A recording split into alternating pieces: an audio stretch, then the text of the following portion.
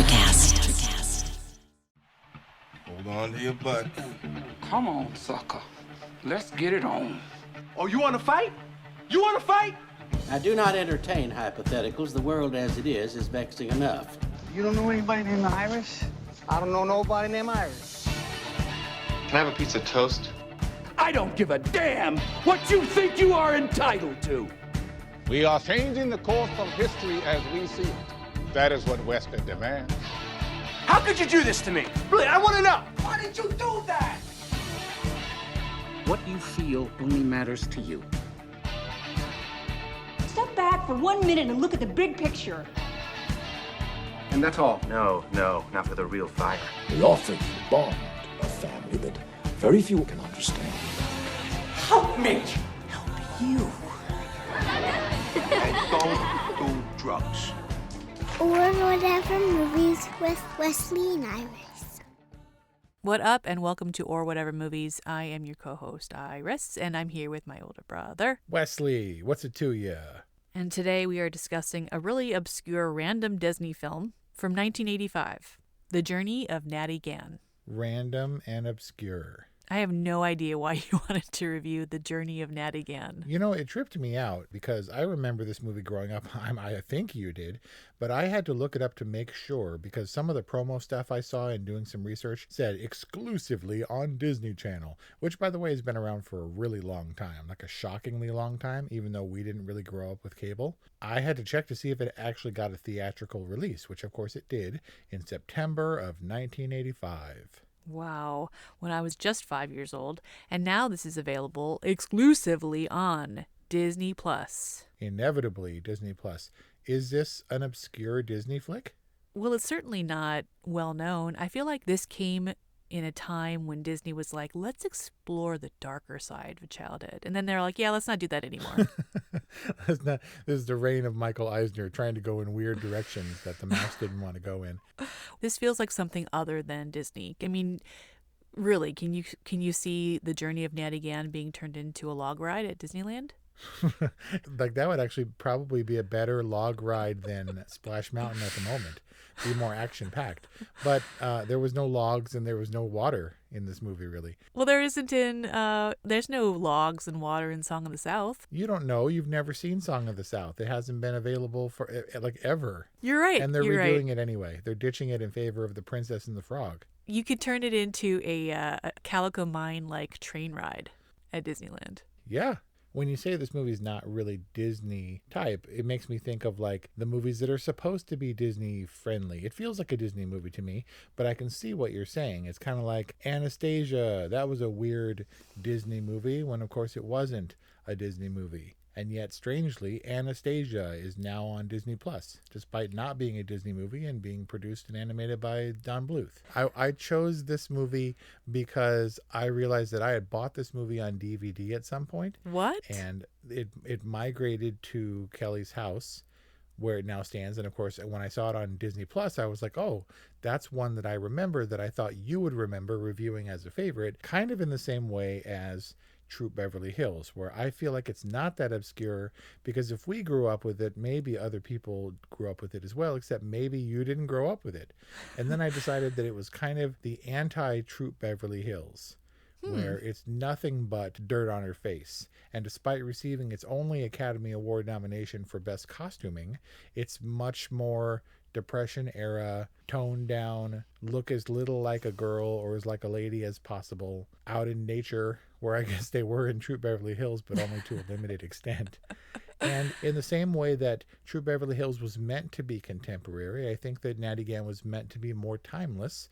They had the smoking, which is very time specific, like smoking in a Disney movie that only happened in like the early to mid 80s. Right. And then when it comes to controversial elements, they steered clear of a lot of that stuff. Natty Gann maybe doesn't court controversy, so it doesn't remain in the zeitgeist as something to attack in the way that we kind of came at Troop Beverly Hills, bro, in the sense that they are they rely on stereotypes and negative portrayals of certain peoples and things. And where it might be off color for funny, it doesn't age very well. And I think Natty Gann has a safe timelessness because it's a time entirely separate from A, the era in which it was made, and B, the era in which we're talking about it. Yeah, so there's two eras, right? There's the 1930s Depression era that The Journey of Natty Gann depicts, and then there's also like mid-80s atmosphere in which this movie came out. And like True Beverly Hills was released in 89, right? Like the end of the 80s, so like height of consumerism and all of the things that made the 80s, and it was aware of that and not maybe poking fun at it as much as maybe it could have or should have. It didn't have enough distance to poke fun at it like we would now. And like I'm wondering if when Natty Gann came out, it was less, we weren't like fully. What happened in 85? Like, when did, like, the 80s become the 80s? Not by 85, right? I mean, you say, when did the 80s become the 80s? For me, it's always the hallmarks are the movies. And 85 was the year of Back to the Future for me. And that was the beginning of movies for me. I know that we watched them, but I didn't begin to obsess about them until the 80s. Back to the Future is timeless in the sense that it feels like a contemporary movie, whereas Natty Gann feels old. It almost feels like, I know it's set in Depression era 1930s, but it almost feels like an old film. Really? So this is contradicting me saying that it felt timeless.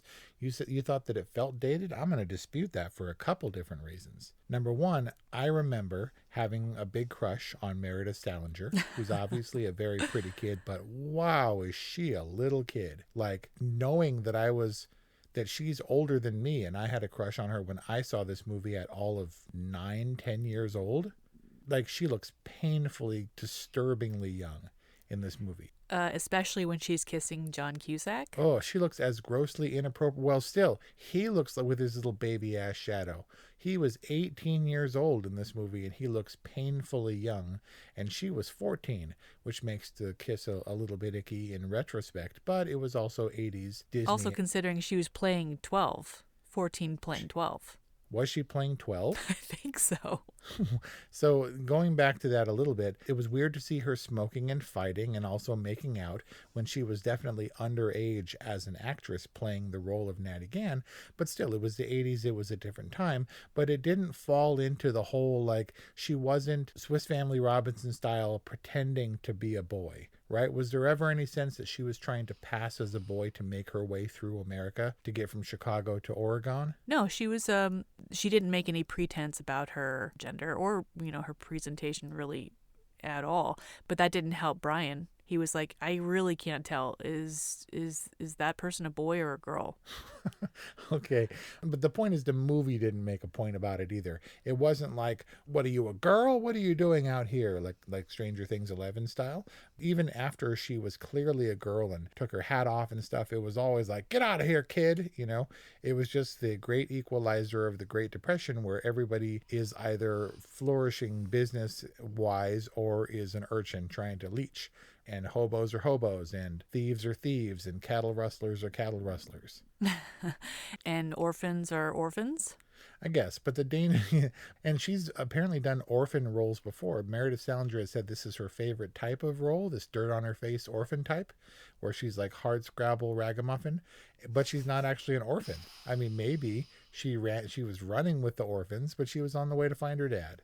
Well, she was treated like an orphan, right? Because she didn't have any proof of her guardianship or her dad's guardianship. Yeah, sure, kid, get in there in that girl's home or whatever. Yeah, I mean, I'm guessing because that was a problem then, where kids were abandoned because parents simply couldn't take care of them. So was Natty's abandonment, and of course her dad is a good dude and doesn't want to just ditch her, but he also is victim to his own devices, which was to let his kid roam free and roam wild. So all of a sudden when he needs her in the middle of the day, when she's out and about in Chicago in the 30s, it's not like he could text her or be like, Natty, and she'd hear him across the city. She was doing things and you weren't going to see her until supper time. So if he has to get on a bus or whatever, a little bit questionable in his motives, but we weren't around in 1930s era Chicago. So yeah. He goes because he kind of has to, but he feels bad about it, I guess. So was her being abandoned, was that the reason for the puppy And the fact that we brought the puppy into the thing to be all cute and innocent, only to have her then abandon the puppy and go on her journey, so that she can be, like, metaphorically, she could be supplanted, the little innocent abandoned puppy, and then be supplanted by the wolf. Yeah. Or discover the wolf in her. Well, the puppy is definitely intended to establish her rapport with animals and her... Yeah, I guess. But I mean, she was its protector and then abandoned it in an alley. And I get thematically. No. It wasn't an alley. She tied the puppy to Sherman's cart so that Sherman, who apparently has a history of taking on her strays, could take care of the puppy. I didn't get that. So she tied it to Scatman Crothers' cart and left. I seriously thought she left him outside a Chinese restaurant. Which no, that's where bad. That would have definitely been worse, and that probably would hurt her credibility with animals. But back to this abandonment issue, like, regardless of Saul, her dad's motivations for leaving her, she was abandoned. Like, in a neutral sense of the term, she was left to figure things out, even if it was only intended to be a temporary amount of time. And it's hard to really know what Natty's context is. We don't really get a sense of how long maybe her mom was deceased, or, if she was ever kind of a latchkey kid. But it didn't really seem like Saul had a lot of options with Natty, right? Does he lock her up and make her a latchkey kid, or does he let her out and about to gain some street knowledge and street smarts? That's the best probably that he could do. This is right. I mean, this has been going on for a long time. Tom Hanks set the precedence in News of the World, where the kids roam free and you're only tangentially worried about them, even though I would argue there's more crime and rape and creepiness in the 1800s or in 1930 Chicago than there is now. Yes, and yet we're even more protective of kids, and they have even shorter leashes than they did in either of those two times. Yeah, and sometimes literally leashes. Yeah, that's a weird phenomenon too. News of the World is an interesting reference, and maybe we should release these two together, because these movies, News of the World and The Journey of Natty Gann, are both, they're not fantasies, but they have happy endings, and they have happy endings that you definitely expect. But they're also very episodically structured. Like, if you thought things were hard back in the Wild West, like, they were pretty hard in Depression era America. Like, she just goes from one tragic, horrible event to the next, Natty Gann. Yeah, I mean, it felt episodic in that way. There was a weird middle part where I didn't care as much, and maybe that was because of the transitory nature of these characters. It was very on the road, and that people come is very News of the World, where people come into your life and then they disappear because you keep moving and you move through their space and time. But I didn't care about the urchins. I didn't care about the home. It was all tangential, and it seemed like that girl wanted to be her friend or whatever. Natty wasn't interested in being friends. Even the wolf was transitory. Like, the wolf took off just in time for Natty to be reunited with her dad, because you can't have the complication of the wild animal when she's going to be reunited with her family, which is the whole point. Same thing with Harry. Like, it was hard to care because these characters you figured weren't going to last, and even the two main ones, Harry and the wolf, didn't last. Maybe that ties into what you're saying. I'm not sure. Well, Tom Hanks and Helena so-and-so certainly ride off into the sunset in News of the World, and we have nothing really to go on with. I mean, and in Journey of Natty Gann world, like, as long as dad and daughter are together, all is right in the world. I mean, what was the condition, though, of his job thing? There's a bus, there's a ticket. Hey, don't punch my bus, if that was a bus, which looked like a weird ambulance or something. But he couldn't. I mean, at the time, he wanted to get a hold of her. You mind, Connie, I'll send for you as soon as I can. Or you stay with Scatman Crothers or something. But even if she had been home and he'd rushed home and said, Natty, I got to go, I got a job, see ya. What would have changed? She would have stayed put until he had been able to send for her a cross-country train ticket, which was, what, $10 or probably $20 from Chicago. Maybe the only thing is she wouldn't have... No, she got home and was like, hey, message from your dad, and she embarked on a course on her own. Your question is, how would the movie be different if they actually got to see each other before he left? Would he have abandoned her less, in your eyes? Would it have been less of an abandonment if he had gone home and she had been waiting there, and he said, Natty, I got a job. And she's like, that's great. It's on the West Coast. I'm going to go.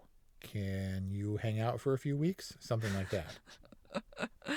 Well, I think to answer my own question, then, I don't think the movie would have been that different, because she probably would have had a falling out with Connie anyway. She didn't have the choice to stay at that place, right? She kind of had to go on the run, and if she's going to run, why not go in the direction of dad?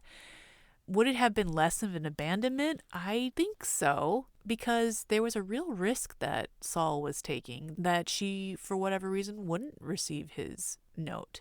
And it really didn't help that Saul's note was so, I guess he, had to kind of dash it off, but it was so obscure. Like, he could have been like, by this time, like such and such, or I know it's this logging company, like given her something to go off of. He gave her nothing to go off of. And it didn't help her in her journey.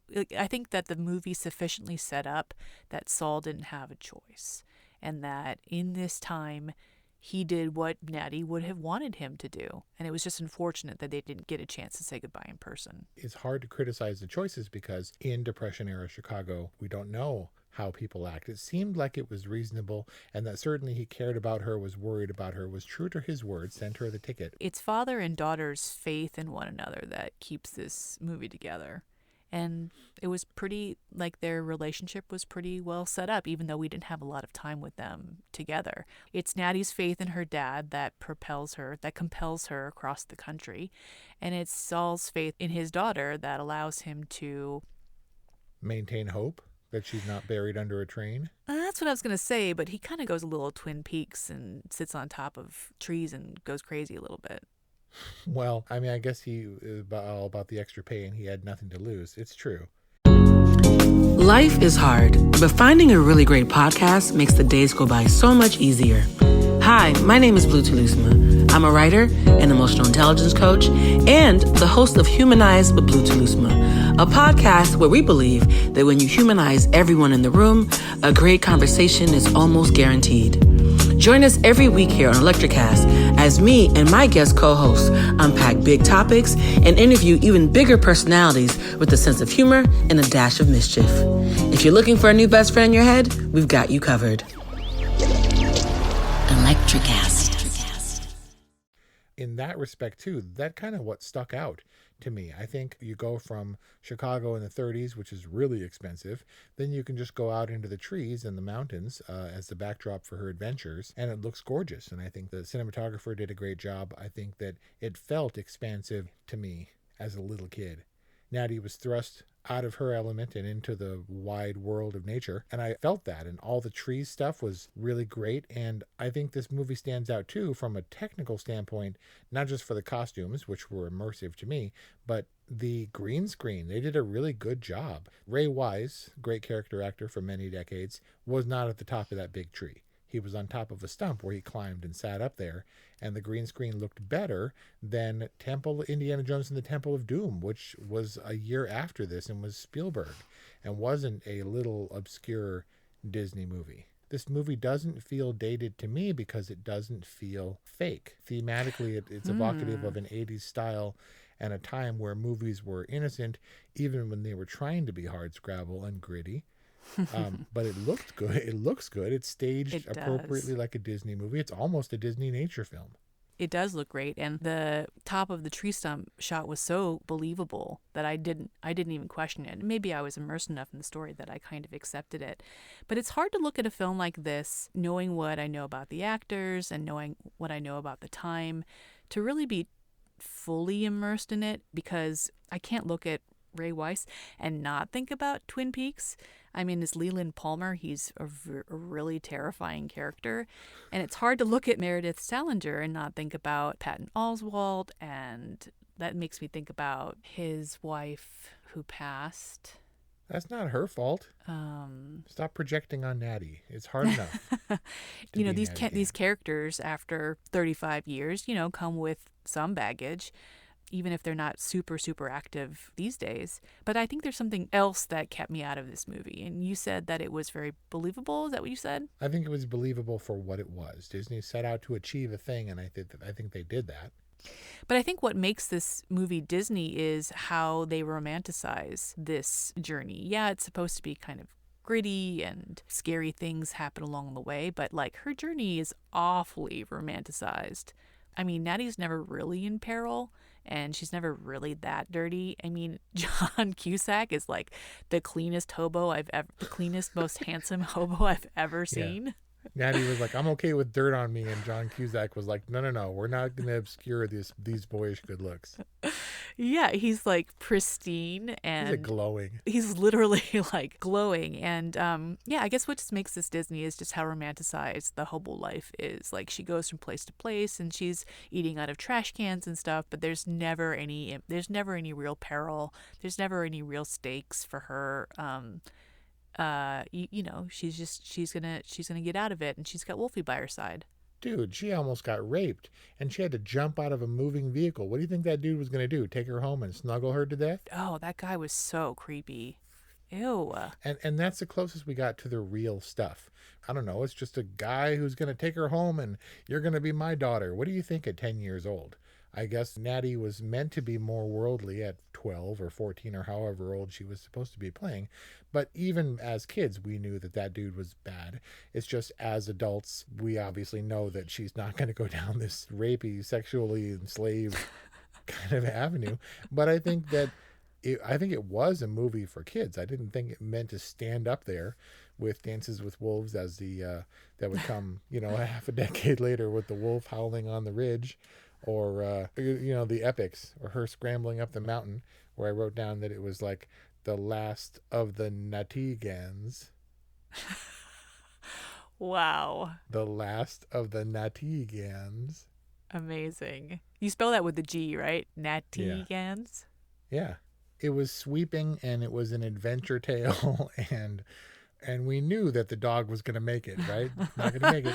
Even though Harry maintained that he was never going to make it like 7 times, we knew the dog was going to make it. Well, you got to set up his button where he's like, he made it, which was so perfectly, patently John Cusack. But I have a question for you. Okay. Is The Journey of Natty Gann, like, it seems like an obvious coming-of-age movie, but is it? Like, she doesn't really realize anything new about the world or herself or her family. Like, it's not a coming-of-age movie, nor is it a loss of innocence movie. It's just like a story about a young girl who goes from A to B and has adventures along the way. The Adventures of Natty Gann. Is it a coming-of-age movie? It's a test movie. It's an endurance. It's a man versus nature, man versus man, girl versus creepy man movie. Girl versus world. Girl versus distance. Not to compare her in any way to animals, which is dumb, but it made me think of The Incredible Journey. These animals are placed in a situation where they have to cross a great distance against the odds, and they do it. It's like The Good Dinosaur, which ironically was not a good dinosaur movie. It's a young person or a young thing was placed in a situation where they have to get back home, and they have to rely not in a coming of age way, but of the knowledge and the street wiseness and the determination that they already have to see it's a test of mettle to get through. Okay, so if this is a girl against distance movie and it's a test of faith movie, then she never really has a crisis of faith. That would have been the obvious obstacle. Well, where she breaks down and believes she can't make it and almost decides to go with Harry instead of continuing on pursuing, to find her dad. Yeah, or believes for whatever reason what other people say about her dad, that he doesn't really care and she's just another orphan. I guess that movie had these opportunities, and that would have been, in my opinion, a better use of the time than the little tramp squad she gets thrown in with and the cattle rustling. That was more Newsies to me than anything else in this movie, and kind of forgettable. Yeah, where did they get that truck? I don't know. We were trying to keep it light touch. When she's reunited with Harry in the hobo encampment. Yeah, where she eats the beans? Yeah. Kelly was like, that was the worst knife fight I've ever seen. Where there's 2 hobos fighting with the knife. I mean, I guess for real serious movies, that could be compared to the horrible fist fight scene that everybody overlooks in The Godfather, where James Caan swishes that dude's face with a 6-inch gap. And everyone's like, it's the greatest movie ever. I mean, Natty Gann was aiming for a specific audience, and many, many things I think it did really well.